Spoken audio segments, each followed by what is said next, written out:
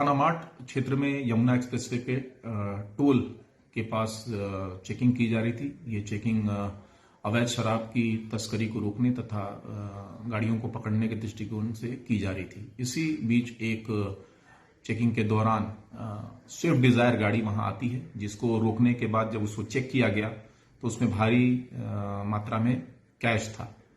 तत्काल income tax department को भी इसके बारे में सूचित किया गया। जब जो कैश धारक थे, ड्राइवर और जो एक और व्यक्ति उसमें थे, उनके द्वारा कुछ कैश के बारे में वैसी इंफॉर्मेशन, विश्वसनीय इंफॉर्मेशन नहीं दी गई, तो इनकम टैक्स डिपार्टमेंट को तत्काल सूचित किया गया।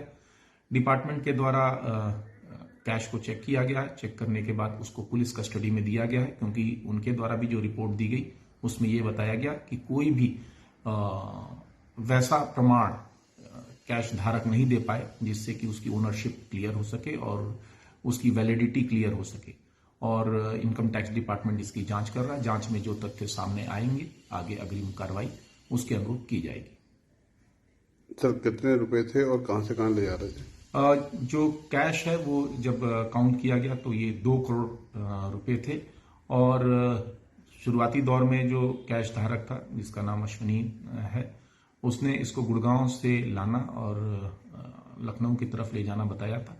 बट कोई भी वैसा पुष्टिकारक उनके पास इस चीज का प्रमाण नहीं था।